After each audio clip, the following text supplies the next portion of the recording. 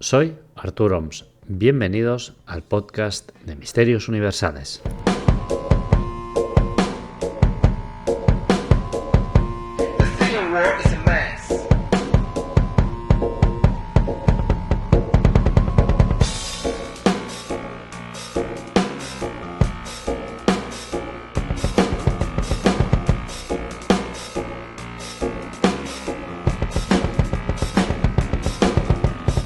Muy buenos días, muy buenas noches, muy buenas tardes. No sé exactamente, como siempre digo, cuándo me estarás escuchando, pero bienvenido. Bienvenido al podcast de Artur Oms, bienvenido al podcast de Misterios Universales. Hoy, amigos, vamos a hacer un viaje a lo más profundo de la mente. Un viaje desconcertante, un viaje misterioso, un viaje hacia lo desconocido, porque sí, queridos seguidores de Misterios Universales, queridos unicornios, la mente es un gran desconocido. Todos aquellos que me seguís, desde luego desde hace algunos de vosotros mucho tiempo, sabéis que hay varios temas que me interesan. El primero es la ufología. Me interesan también todos aquellos temas que están relacionados con lo paranormal y, por supuesto, me interesan también los asesinos en serie. ¿Por qué? Porque la mente de estos asesinos, y lo estamos viendo últimamente con esta serie que ha salido en Netflix, que se llama Dahmer, referente evidentemente al carnicero de Milwaukee, a Jeffrey Dahmer, estamos viendo que la mente de un asesino es a la par fría, que a la par fascinante y a la par atractiva. No sabemos exactamente el qué ni cómo, pero nos atrae. De hecho, si echáis una mirada muy rápida a los principales podcasts, veréis que uno de las temáticas principales o estrellas es los asesinos en serie. El primer asesinato de la humanidad, según la Biblia, fue el de Abel a manos de su hermano Caín. Desde luego, este es el primero que se recoge en un texto sagrado cristiano, pero no vamos a hablar de este, ni vamos a hablar de los asesinatos, ni de los asesinos en serie. Vamos a hablar de su psicología, vamos a hablar de escalas. Os prometí que hablaríamos, os dije en el último programa que hablamos junto a Jorge y Albert sobre el nivel 22, Level 22. Y justamente vamos a hablar de esto, del nivel 22. Pero antes de empezar a hablar del nivel 22, vamos a aclarar algunos conceptos. El primero es el siguiente: matar. Matar es un acto terrible. Yo diría que es el peor que un ser humano puede perpetrar. ¿Y por qué? ¿Por qué es el peor acto que puede perpetrar un ser humano? Pues muy sencillo. Uno puede ser alto, bajo, rico, pobre, guapo, feo. Pero el mayor activo, el principal activo que tiene un ser humano es el hecho de estar vivo. Y arrebatarle, quitarle la vida a un ser vivo, y más a un ser vivo igual a ti, es decir, un ser humano, es el peor acto y el acto más terrible que puede haber. Y queridos unicornios, si matar es terrible, si matar es, si no el peor acto, uno de los peores, yo diría que es el peor, no creo que haya ningún acto que sea peor que matar, que puede perpetrar un ser humano, matar de una forma violenta, matar torturando, matar con sadismo, es aún peor. Podríamos decir que es digno del mismísimo diablo. Veréis muchas veces cuando acabáis de realizar o contratar un servicio o pedir un soporte técnico sobre alguna cuestión, os piden que valoréis la atención que se os da dado en una escala que puede ir del 1 al 10, siendo el 1 el peor y el 10 el máximo. Pues veréis, Level 22 o nivel 22 es una especie de escala, una escala que mide el mal. ¿Cuán malas pueden llegar a ser las personas? Pues veréis, esta escala no me la invento yo, ni siquiera es nueva. Esta escala la inventó una persona de la cual hoy vamos a hablar y también vamos a hablar sobre su obra. Os puedo asegurar, queridos unicornios, queridos seguidores de Misterios Universales, que llevo un mes preparando este programa. Es uno de los más difíciles para mí, puesto que he tenido que ahondar en conceptos que para mí no son nada nuevos, que son completamente desconocidos y que os voy a admitir que me ha costado lo mío, de hecho, asimilarlos y poder entenderlos. Nada de lo que escucharéis aquí es fruto mío, nada de lo que vais a, de alguna forma, escuchar a partir de este momento es de mi cosecha. Yo no me he inventado absolutamente nada, de hecho voy a hablar de un libro, que ahora, dentro de breves instantes, aclararé qué es el libro. Pero veréis, antes de empezar a hablar de este libro, vamos a hablar de la medicina. La medicina tiene varias ramificaciones. ¿Alguien se ha dado cuenta alguna vez o ha notado que la medicina, ese símbolo que ahora mismo seguro que a muchos de vosotros os viene a la mente, está representado por la imagen de una serpiente? ¿Sabéis por qué? ¿Cómo es que un ser que nosotros, a fecha de hoy, es decir, en nuestra sociedad asociamos con la muerte, con el mal, puede representar la curación? Es muy sencillo. Muchas de nuestras antiguas culturas, incluso culturas que han llegado a nuestros días y que evidentemente pues son las generadoras, los puntos iniciales de lo que hoy en día representan nuestras creencias. Muchas de esas culturas pensaban que esa criatura, es decir, la serpiente, era capaz de resucitar a los muertos. Y os he dicho que íbamos a hablar de una persona que es un médico. Y tal y como hemos dicho, la medicina tiene muchas ramificaciones y una de ellas es la psiquiatría.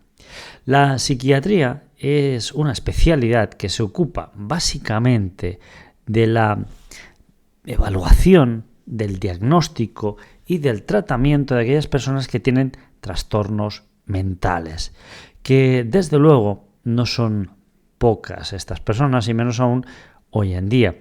Todos los trastornos mentales que de alguna forma seguramente muchos de vosotros conoceréis algún conocido, algún allegado, algún familiar, algún amigo de algún amigo que tiene algún trastorno mental.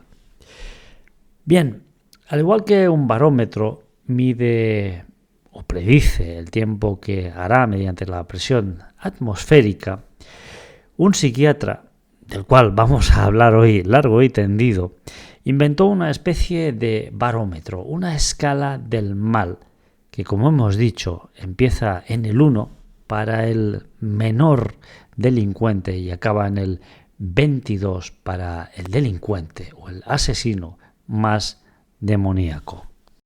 Y ese barómetro al que hacíamos referencia, ¿cómo está en cuanto a salud mental? Es decir, ¿cómo de buena es la salud mental de las personas de nuestra sociedad?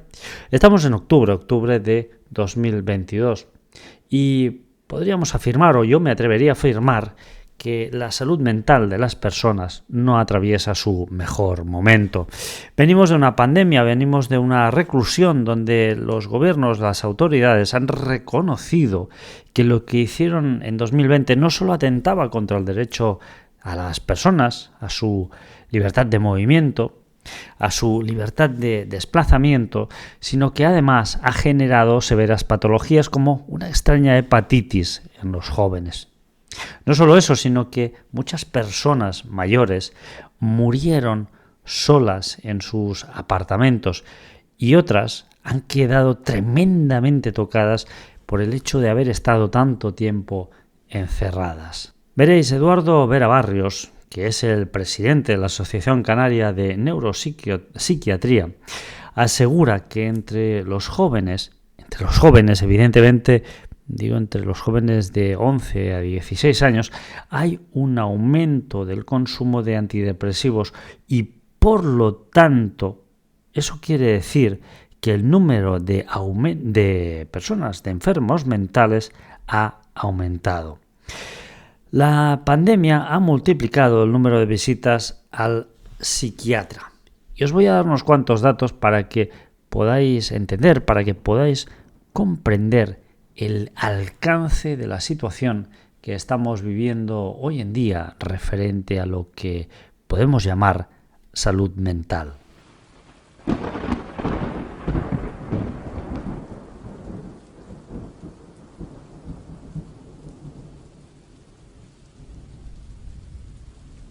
Queridos unicornios, 1 de cada 4 personas tendrá problemas mentales de salud en su vida.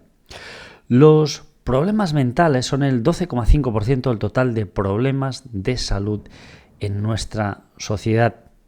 El 1% de la población desarrollará esquizofrenia.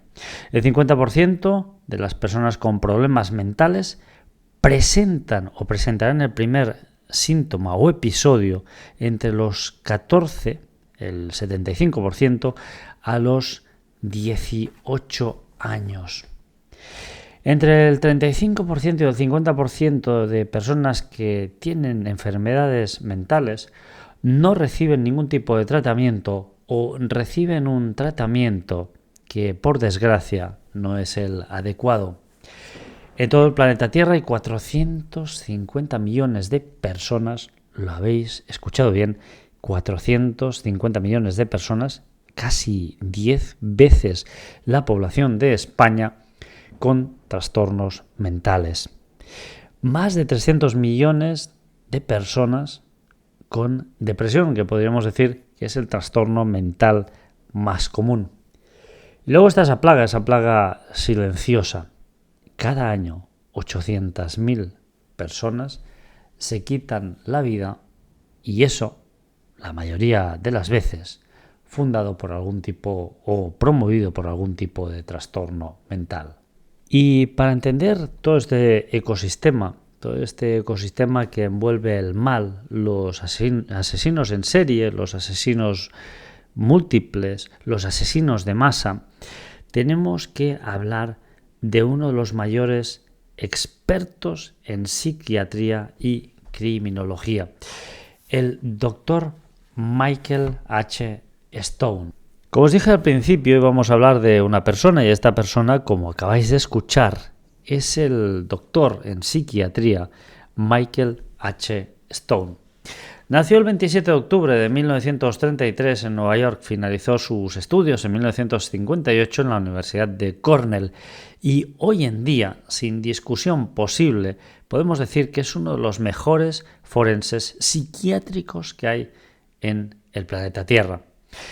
Stone creó la escala del mal. La escala del mal, ese level 22, que es el nivel máximo de maldad y sadismo. Y va desde el número 1, que es el menor, hasta el 22. Y en 2009 publicó su obra maestra titulada The Anatomy of Evil, definiendo el perfil psicológico clínico del mal. Y justamente, amigos míos, esta obra que me ha cautivado, esta obra que me ha atrapado durante años, va a ser el eje pivotante de todo este podcast. ¿Por qué? Porque voy a intentar explicaros cuáles son los 22 niveles y las principales afecciones que pueden derivar en que una persona esté clasificada en esta escala del mal. Si en vuestra mano estuviera, ¿cómo definiríais al demonio? ¿Cómo definiríais al mal? ¿Cómo definiríais al diablo? Justamente este es el alma del libro de Stone. Entender al diablo, entender el mal y darle una definición e intentar comprender qué es aquello que lo motiva. ¿Se trata de una idea abstracta o más bien de un concepto religioso? ¿Qué es el mal? Brian Masters escribió una biografía sobre Dennis Nielsen al que calificó de diablo.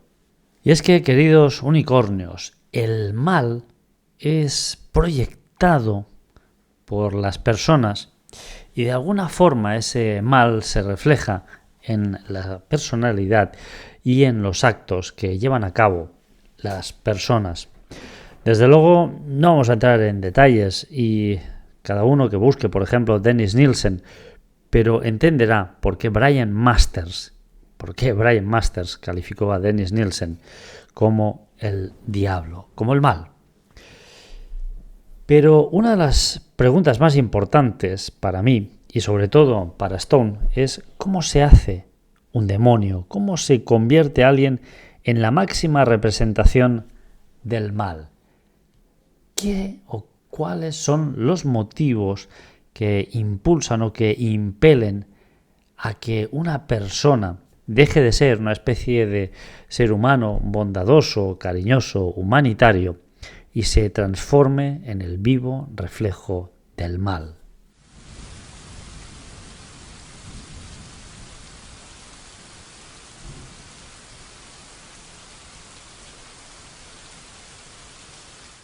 Desde luego pueden ser varios los desencadenantes que hagan que una persona se transforme en un auténtico demonio.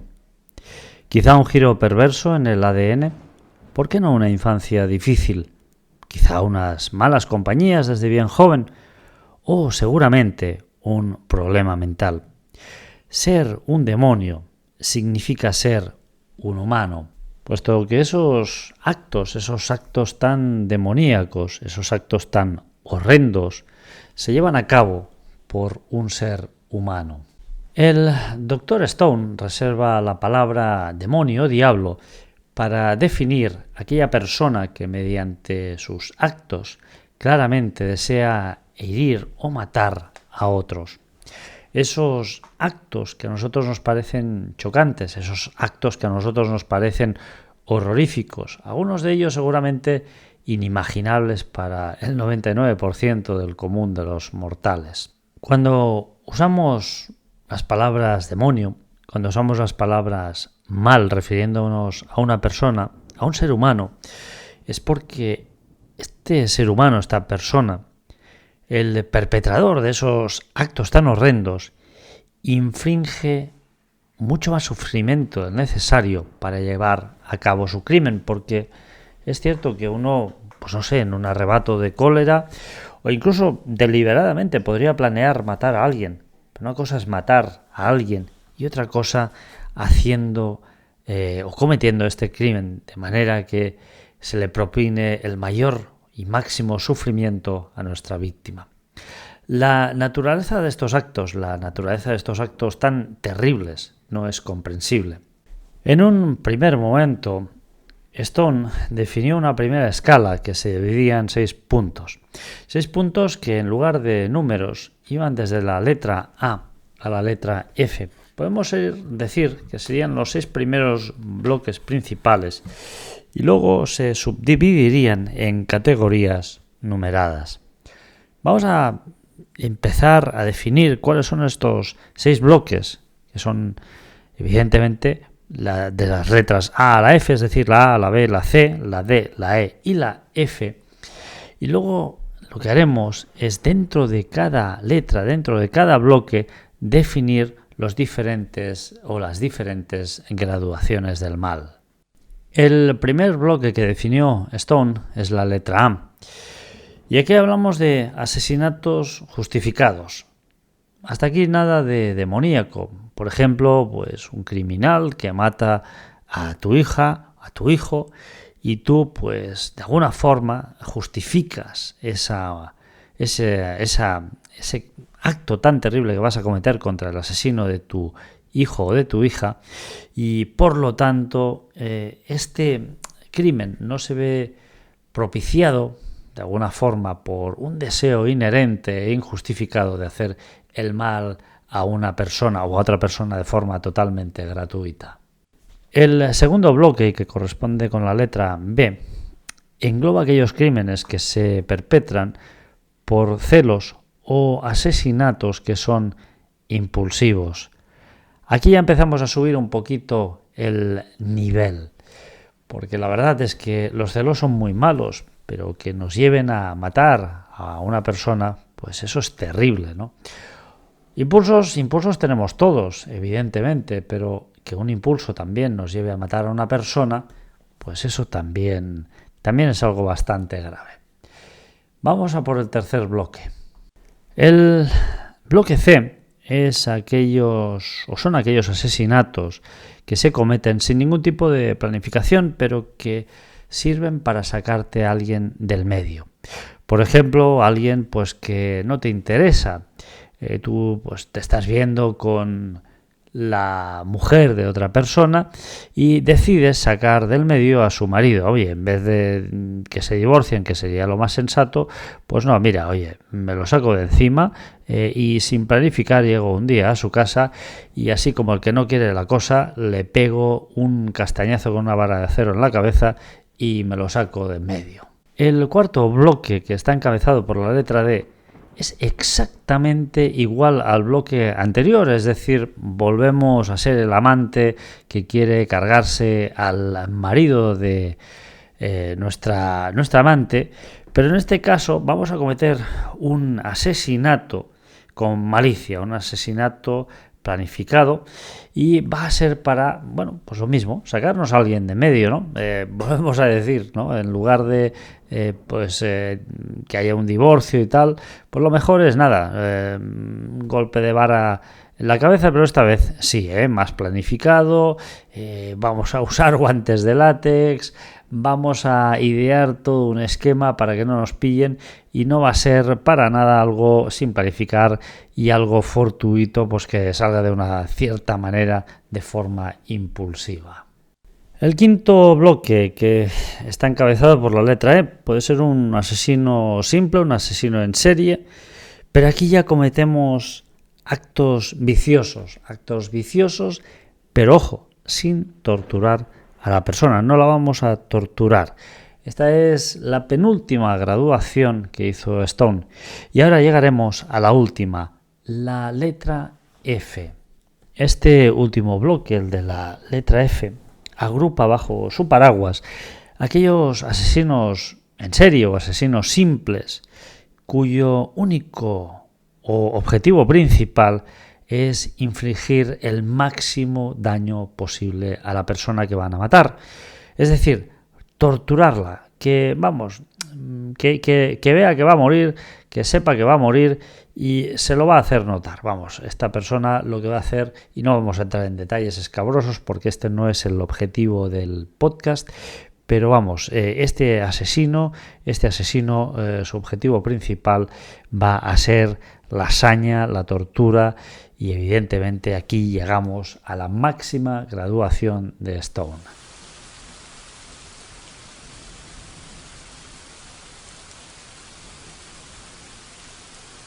A fin de establecer estos grupos y estas escalas, esta escala del terror, Stone investigó muchos casos, y uno de los que investigó fue el caso de un hombre que castró a otro. Cuando le hicieron el juicio, el juez presumió que el autor padecía un trastorno muy conocido, la esquizofrenia. Y no, con el tiempo, diversos psiquiatras demostraron que esta persona, entre otras más, pues muchas de estas personas que cometían estos crímenes atroces con sadismo sexual raramente eran enfermos mentalmente hablando. Y evidentemente, si Stone quería establecer una escala, la escala del terror, la escala del horror, tenía que estudiar los casos. ¿Y por qué categorías de demonios? ¿O por qué una categoría, una escala del mal? Pues muy sencillo, queridos unicornios. En muchas ocasiones categorizar las cosas es muy útil, puesto que el hecho de categorizar y disgregar permite que salgan a la luz datos que seguramente serían muy útiles y que no hubieran salido a la luz si no se hubieran separado y disgregado estos casos, estos niveles. Y además ya conocéis la máxima, divide y vencerás.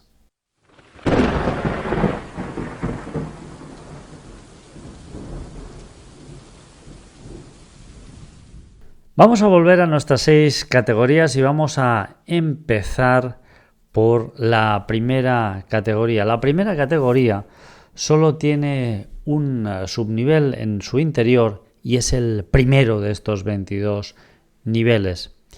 El primer nivel es el de homicidio justificado y como solo hay un solo nivel en la categoría A, vamos a pasar enseguida a la categoría B que contiene los niveles del 2 al 6.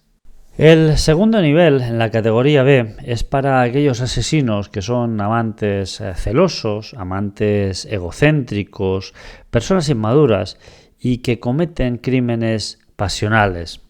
Luego tendríamos el nivel 3, compañeros de asesinos, criminales impulsivos con algún rasgo antisocial. El nivel 4, que también está en la categoría B, nos habla de asesinos de autodefensa, pero extremadamente provocadores con la víctima. El quinto nivel nos habla de personas traumatizadas o muy desesperadas que asesinan incluso a familiares, pero a las que el asesinato aún les genera cierto remordimiento. Y el último nivel de este grupo, del grupo B, es el número 6 y nos habla de esos asesinos impetuosos, muy exaltados, pero, atención, sin rasgos psicopáticos. En el tercer grupo, y encabezado evidentemente por la letra C, encontramos 2 niveles, el séptimo y el octavo. El nivel séptimo se refiere a aquellas personas que son muy narcisistas, con un núcleo psicótico y que asesinan principalmente a sus seres queridos. Luego en el nivel 8 encontramos aquellos asesinos con rabia que muchas veces acaban en asesinatos en masa. Y a partir de aquí, de este punto, de este nivel 8, se va caldeando el ambiente. Llegamos al cuarto nivel, el nivel encabezado con la letra D, desde el cual encontraremos el 9º grado hasta el 14º. El 9º grado se refiere a amantes celosos con fuertes rasgos psicopáticos o psicópatas. El 10º nivel se refiere a asesinos de personas al vuelo, es decir, al azar, incluidos los testigos para que evidentemente no quede ninguno. Y son extremadamente egocéntricos. En el nivel 11º encontramos aquellos que son completamente psicópatas y asesinos al vuelo o al azar, igual que en el 10º nivel. En el 12º, los psicópatas hambrientos. Algunos de ellos son asesinos múltiples. En el 13º nivel encontramos aquellos psicópatas furiosos. Algunos cometen asesinatos múltiples. Y en el 14º, aquellos asesinos despiadados, aquellos asesinos psicópatas, egocéntricos e intrigantes, es decir, que suman las 4 propiedades anteriores. Y aquí ya estamos prácticamente, ya hemos rebasado la mitad de la tabla y cada vez estamos mucho más cerca de esa cara final del mal, de ese diablo.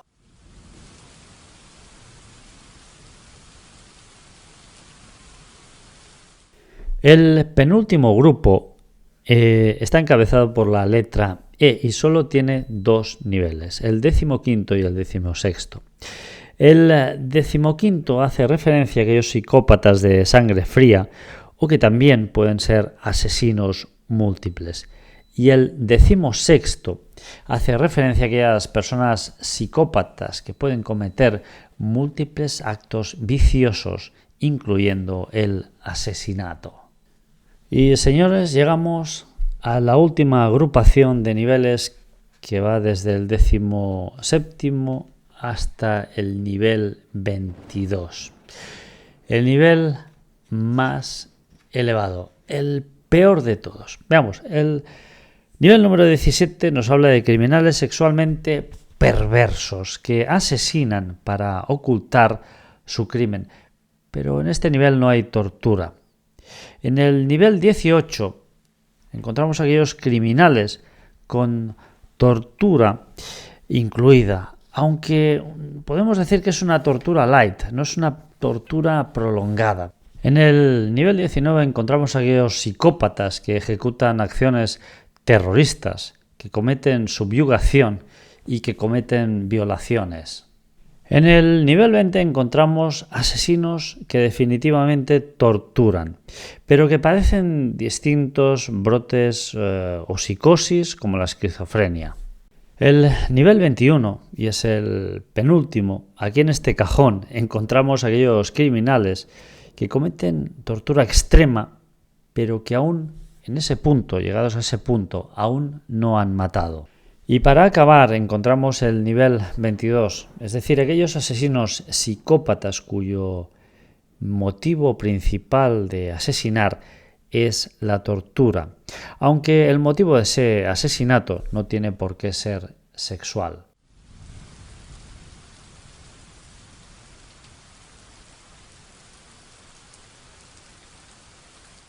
Veréis, cuando tuve conocimiento de que existía esta obra, pues me impactó bastante.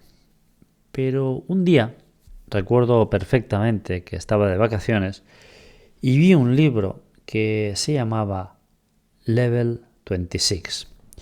Veréis, dos autores de novela de terror fueron un paso más allá y aumentaron en 4 las graduaciones que llegaban a 22 de Stone y escribieron este libro, Level 26, que habla sobre un asesino tan despiadado que rompe la escala del mal que Stone creó.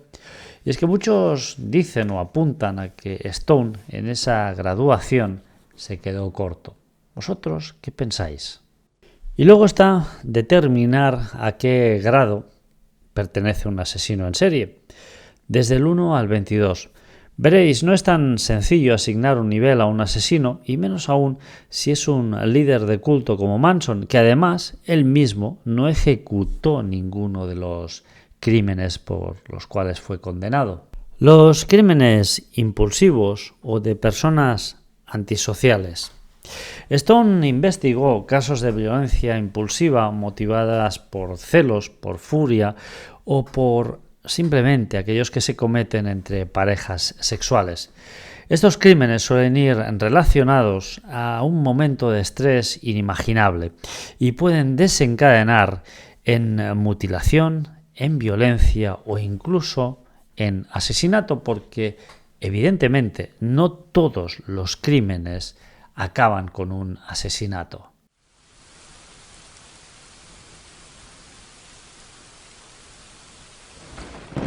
Veréis, los crímenes impulsivos, aquellos que se desarrollan a veces incluso por personas antisociales, fueron investigados por Stone.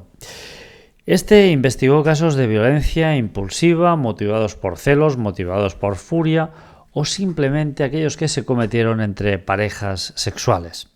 Estos crímenes suelen ir relacionados a unos momentos de estrés inimaginable, es decir, a unas situaciones de máxima tensión. Y pueden desencadenar, evidentemente, en mutilación, en violencia e incluso en asesinato. Sí, no todos los crímenes acaban en un asesinato. Envidia, familicidios, crímenes graves, crímenes de odios, secuestros, conflictos maritales, crueldad parental, violencia ligada con alguna enfermedad mental, conflictos por alborotos del día a día, un mal vecino, un amor no correspondido, un rechazo de paternidad, un exceso en el celo religioso, la venganza o quizá un tiroteo escolar, asaltos, crímenes emocionales, ladrones de fetos. Sí, como lo habéis escuchado, este último me impactó y os voy a comentar brevemente referente a este apartado, ladrones de fetos, un caso que recoge Stone en su libro. Vamos al año 1987. Una mujer angelical, por supuesto, como ya os lo estáis imaginando, de nombre Darcy Pearce, y con tan solo 20 años, mirad qué joyita, coaccionó a su novio para que se casara con ella con el pretexto de que estaba preñada. Pues veréis, era completamente falso. Darcy Pearce no solo no estaba preñada, sino que era una burda mentira. ¿Qué hizo esta mujer? Pues veréis, es que es tan rocambolesco y tan cruel que yo, por mucho que hubiera querido, no lo hubiera podido ni imaginar. De hecho, me parece que en mi vida había escuchado una situación como esta. Darcy Pearce escogió a una mujer embarazada de 9 meses que tenía nombre. Esta mujer se llamaba Cindy Ray. La mató en una zona muy remota de Albuquerque. ¿Y sabéis qué hizo? Le extrajo de su vientre al bebé. Un bebé que, por cierto, sobrevivió. Pues sí, señores, la mente humana es tan retorcida como eso, ¿no? Coaccionar a tu novio sobre que estás embarazada, no solo no lo estás, esperas esos 9 meses de gestación y le arrebatas la vida a una persona extrayéndole de su vientre a su hijo para decir que es tuyo, o bueno, tuyo y de tu novio, y así obligarlo a casarse contigo. Vamos, no quiero imaginarme en el momento que el marido le pidiera el divorcio. Vamos, asesinato a la vista, cantadísimo. Veréis, luego hay los asesinos en masa. Son aquellos que matan múltiples personas, es decir, en un número elevado. Además, cuando atacan lo hacen de forma totalmente indiscriminada. Son aquellos asesinatos como el de la masacre de San Valentín. Lo que es curioso, y siempre según Stone, es que ilustres personajes como Al Capone o John Dillinger sean simplemente calificados como chicos malos, chicos traviesos, pese al elevado número de crímenes. Y por ejemplo a Patrick Purdy, que mató a 5 niños camboyanos, o a Mark Lepine, que mató 4 mujeres en Montreal, sean clasificados como absolutos demonios. Thomas Hamilton entró el día 13 de marzo de 1966 en una clase de una escuela en Escocia, en Dunblane, armado con 2 9 milímetros y 2 Magnum 337, matando al profesor y a 16 alumnos antes de quitarse la vida. Otra alma caritativa, Jack Gilbert Graham. Este angelito quería matar a una sola persona, pero no. Eso era demasiado difícil. Optó por hacer volar en los aires, y nunca, mejor dicho, el vuelo 629 de United Airlines el 1 de noviembre de 1955, dejando un total de 44 víctimas mortales.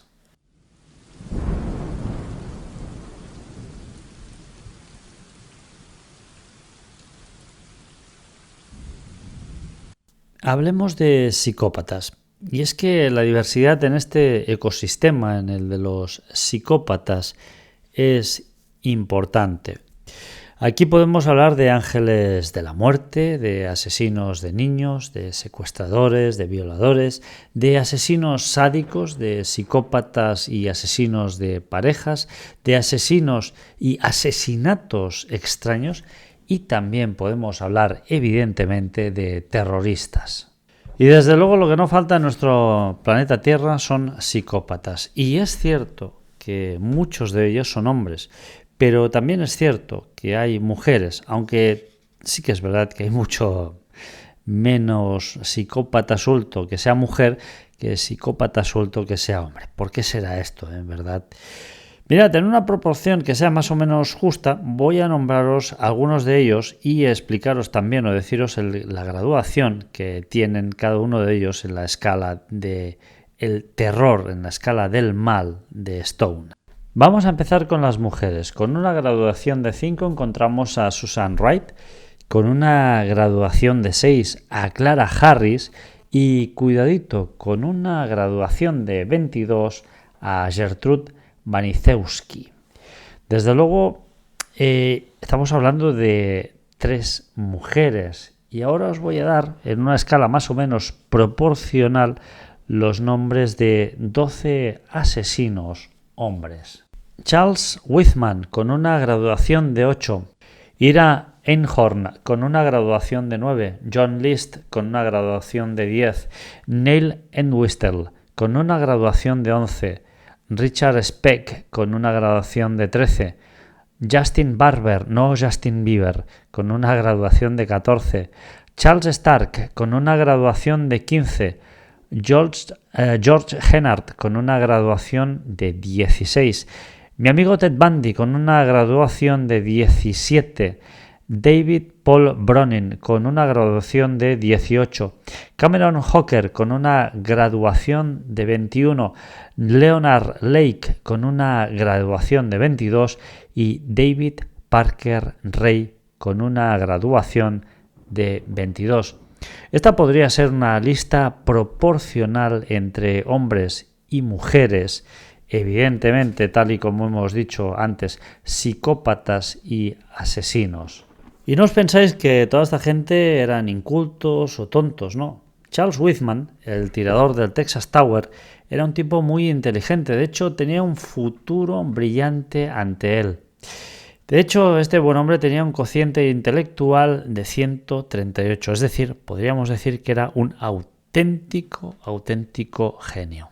Y sí, queridos y estimados unicornios, estas personas eran aparentemente como tú y como yo.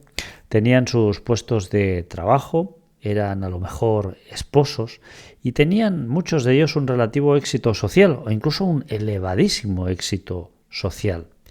Eso es lo preocupante, que pasan en la gran parte de los casos de forma totalmente desapercibida entre el grueso de la sociedad. Tampoco penséis que el número de víctimas influye en el nivel de maldad.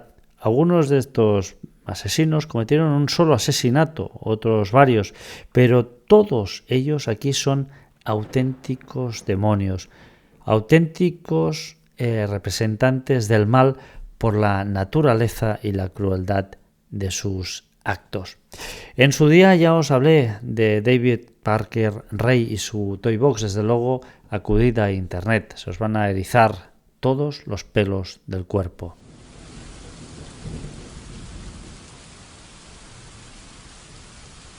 Los psicópatas, amigos míos, en muchas ocasiones también son serial killers. Y vamos a hablar justamente de serial killers, pero serial killers torturadores. Y al estilo de Stone, vamos a explicar qué hay en el menú.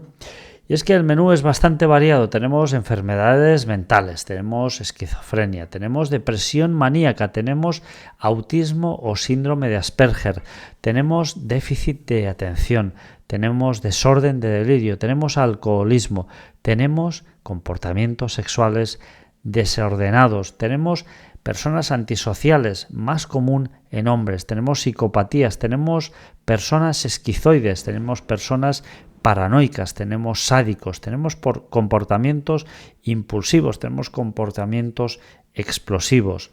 Tenemos también abusos parentales, tenemos como detonantes, tenemos también la muerte de un ser querido, tenemos también como detonante el hecho de no tener padres, de ser adoptados. Y es que os puedo garantizar que el menú es muy amplio. Y veréis, los criminales, estos asesinos, estos serial killer torturadores, usan algunos de ellos la seducción como un elemento clave en sus asesinatos, en esos asesinos en serie. Algunos criminales, algunos asesinos en series que no estaban de mal ver, no dudaron en usar su físico como un elemento clave para convencer a sus víctimas, convencerlas para que las llevaran en sus coches o para que las dejaran entrar en sus casas. Y desde luego la seducción que vehicula ese sadismo es una cualidad en algunos de estos asesinos en serie. Os hablaba de David Parker Ray y de hecho David Parker Ray usaba habitualmente a su compañera, incluso a su hija, para seducir a sus víctimas y atraerlas hacia su casa. El padre de David Parker Ray fue un alcohólico con un carácter muy violento. Con tan solo 13 años, este angelito, es decir, David Parker Ray, ya soñaba con técnicas de bondage, es decir, con técnicas de sumisión sexual. Ató a una mujer a un árbol y la estuvo torturando hasta casi provocarle la muerte. De hecho, no lo consiguió, pero se quedó muy cerca. Stone le otorgó el nivel máximo en su escala del mal, el nivel 22. Y como ya os he dicho, él usó la técnica o la seducción como un elemento clave en sus asesinatos. Y como os decía hace un momento, para mí una de las cosas más inquietantes es que seguramente la mayoría de nosotros nos habremos cruzado e incluso habremos hablado, nos habremos relacionado, interactuado con algún asesino en serie. ¿Sabéis por qué? Porque muchos, a fecha de hoy, en octubre de 2022, continúan sueltos y pululando por ahí libremente. Pero para mí los peores crímenes son aquellos que suceden en la propia familia, no solo para mí, sino también para el propio Stone. Uno de los casos que analiza Stone es el de una mujer, Nixalith Santiago. Tuvo muchos amantes, digamos que era una mujer un poco promiscua, y tuvo hijos con diferentes padres. No digo que el hecho de ser promiscua la haga peor que un hombre, porque los hombres también suelen ser bastante promiscuos. O sea, me refiero a su promiscuidad, tanto en masculino como en femenino. No se me vaya a entender mal, por favor. Esta mujer, este angelito, mató a su hija de tan solo 7 años. Su hija, por cierto, pesaba la mitad de peso que un niño normal para su edad, es decir, pesaba 16 kilos en lugar de 32, es decir, el 50% de su peso. Pues este angelito, esta mujer, Nixalith Santiago, mató a su hija de tan solo 7 años. Una noche su hija, Nixmari, de solo 7 años, fue al refrigerador para coger un yogur. Imaginaros, una chavala pues que pesa 16 kilos en lugar de 32, pues lo más normal es que tenga hambre. ¿Qué sucedió? Pues que mientras se dirigía al refrigerador, parece ser que golpeó un portátil del novio de esta mujer. ¿Y qué hizo este buen hombre? Pues nada, el novio de esta mujer, de este angelito, de Nixalith Santiago, pues agarró a la niña y la sumergió la cabeza con agua helada, además de golpear su cara contra el grifo. La madre, en lugar de, pues pegarle la bronca a su querido novio, pues nada, cogió y ensartó una cadena de puñetazos y de latigazos con un cinturón de piel contra la niña hasta que ésta dejó de respirar, infligiendo evidentemente con esto una tortura tremenda y un gran dolor a la menor. Desde luego la pobreza estaba muy, muy presente en esa familia, en ese caso, y en muchos otros, pero no por eso, porque una familia sea pobre, tiene por qué acabar con la vida de sus hijos, y menos aún la compañera o el compañero que tú tengas, siendo este o no siendo este el padre biológico de tu hijo. Me parece una situación muy llevada al extremo. Desde luego, los peores crímenes son aquellos que suceden en el entorno familiar, porque para mí es incomprensible arrebatar la vida de un ser humano, pero arrebatarle la vida a un ser humano que tú has gestado y que has llevado en el vientre, eso para mí no tiene ningún tipo de explicación.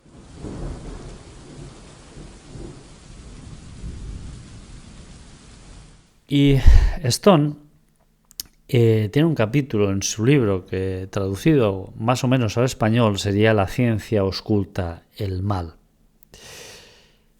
¿Cuántos casos son hereditarios de enfermedades mentales? Y me refiero a estos criminales que están en este grupo, ¿no? En este grupo de niveles que van desde el 1 al 22. ¿Cuántos son fruto de un abuso maternal de drogas? ¿Cuántos de un sufrimiento fetal? ¿Cuántos de un nacimiento prematuro u otros? No lo sabemos. El mal se define en rapto, en asesino serial sexual, en asesino en masa, en tortura en especial a niños, en el rapto de niños, en el asesinato de un familiar, en la mutilación humana, especialmente la mutilación en vida, aunque no lo creáis, eso sucede, en los asesinatos por celos. Pero, teniendo en cuenta todo esto, ¿existe realmente un gen del mal? La ciencia, esta ciencia que ausculta al mal, ¿qué nos dice sobre esta cuestión?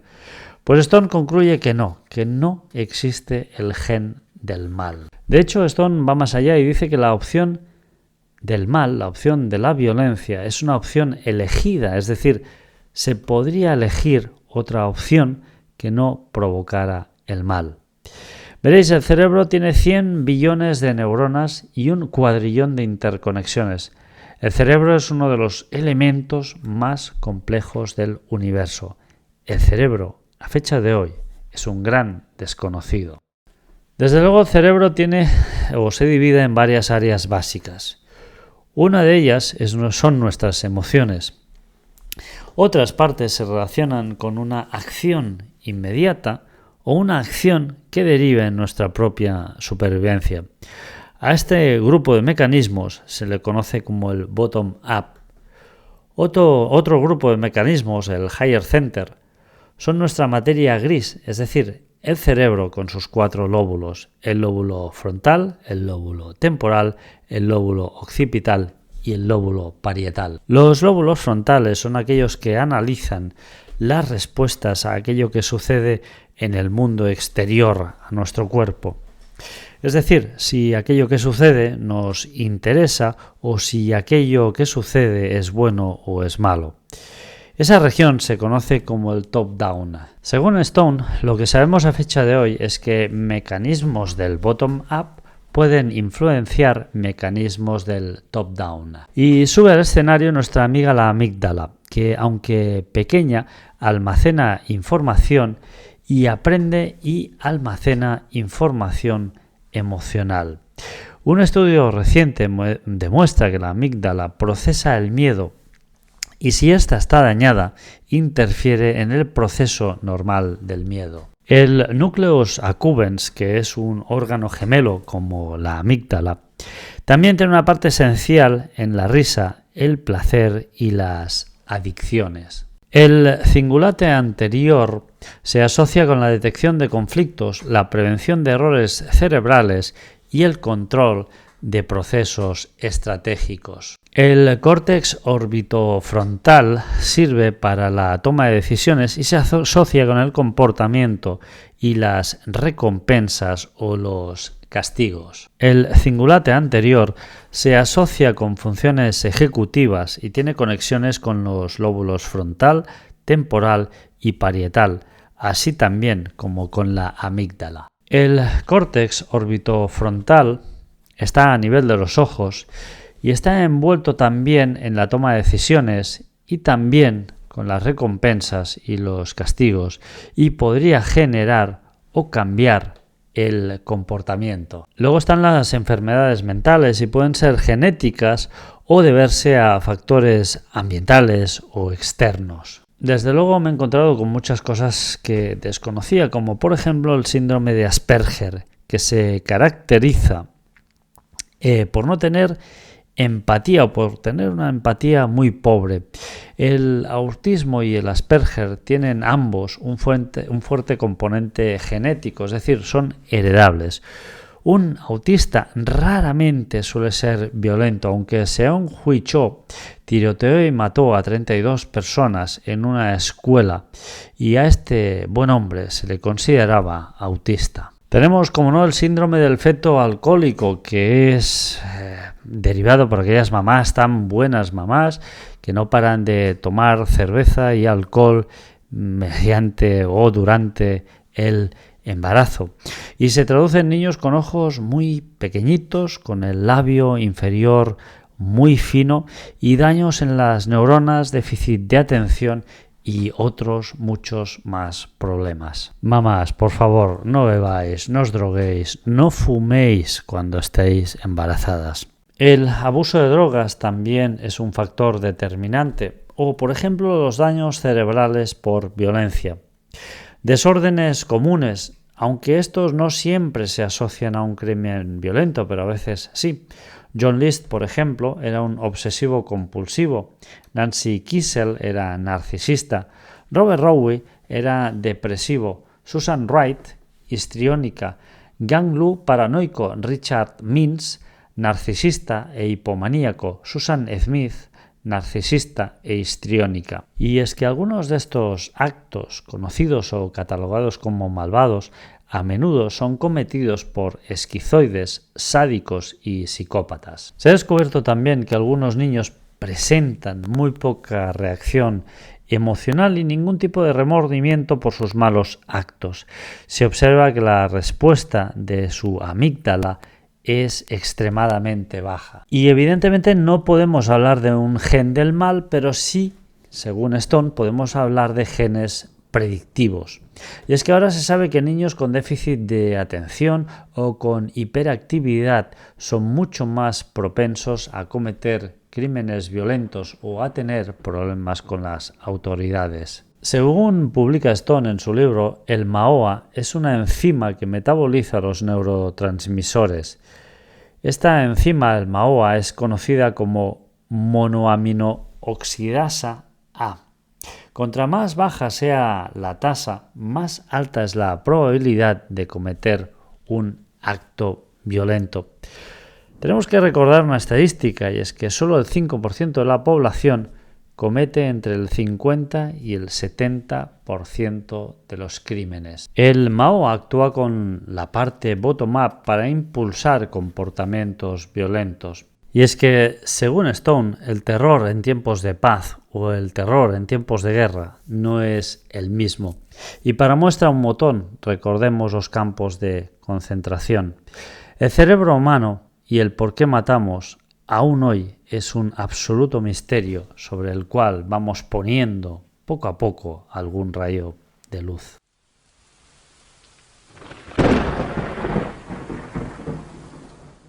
Me gustaría ya prácticamente para concluir leer un poema que recibió el Dr. Stone de la parte de Dennis Nielsen, y que cada uno busque quién fue Dennis Nielsen y veréis que no fue un angelito. Y dice así esta parte que he intentado traducir. Aquí me siento, largo y largo, completamente solo, en la playa, con el susurro del mar, escuchando, esperando, esperanzado. Mis lágrimas en la arena, mientras la marea retrocede. Como el mar da su vida, nosotros, criaturas en la arena, siempre y siempre esperando al hombre. Dennis Nielsen al Dr. Michael Stone. Y es que por mucho mal que haya en un ser humano, siempre quedará algo de luz en su interior. Y voy a concluir también con una frase que cita el Dr. Stone en su libro y que es de Charles Smith. No hay gente malvada, hay actos malvados. Y espero que este audio os haya gustado. La verdad es que no ha sido demasiado fácil, han sido 3 semanas de intenso trabajo, compaginado evidentemente con el día a día, cosa que no es demasiado sencilla. Os puedo decir que ahora mismo son prácticamente la 1 de la madrugada y aún estoy acabando de grabar este audio fuera de horas de trabajo. Espero, amigos, que lo hayáis apreciado, y aquellos que sois seguidores del Dr. Stone, pues espero vuestras críticas, porque seguro que algunos de vosotros habréis encontrado más de un fallo. Evidentemente, yo no soy científico, no soy psiquiatra, y seguramente es posible que haya interpretado mal alguna de las ideas o conceptos. Aquellos que no estéis suscritos a este podcast, por favor, suscribíos a este podcast. Buscarme en YouTube bajo el epígrafe Artur Oms. Me parece es youtube.com/Artur Oms. Oms es con H-O-M-S. Y ahí también me vais a poder encontrar. Aquellos que queráis, enteraros con absoluta primicia de los programas, que queráis incluso chatear conmigo, escribirme, podéis descargar la aplicación Telegram y buscar ahí un grupo que se llama Misterios Universales, donde pues, podéis entrar y a partir de ahí pues, podemos interactuar. Os mando un abrazo y en 10 segundos pasamos a leer y comentar los últimos textos que me dejasteis en el último programa.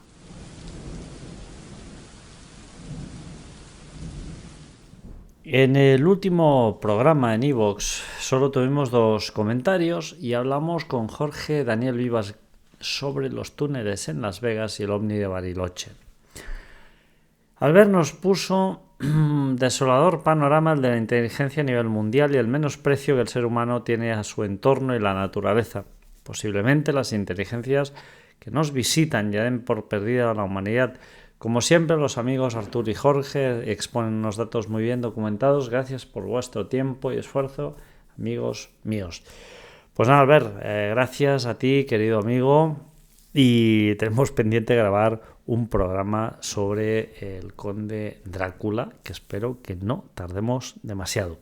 Ángel Eras, me encantan tus programas, Artur. Jorge también es otro gran comunicador, 2 tipos sabios y dos temas súper interesantes sobre la mesa. Un abrazo y mil gracias por compartir vuestro conocimiento. Bueno, Ángel, muchas gracias, pero aquí el tipo sabio eres tú. Yo no sé ya cómo pedírtelo, ¿no? Pero algún día me gustaría que pudieras participar en este podcast. Me gustaría que conocieras a Ángel porque es un tipo tremendo, ¿no? Yo ya tengo 2 libros de él y la verdad es que ahora me estoy leyendo el segundo, que es un relato distópico, y la verdad es que son tremendamente alucinantes. Y lo que es alucinante es cómo escribe este hombre. Bueno, en fin, os mando un abrazo a todo el mundo y os espero.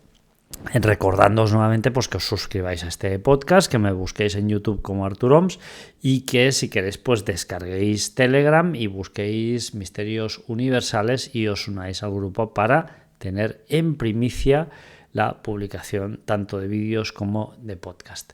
Os mando un fuerte abrazo y hasta dentro de muy poco tiempo.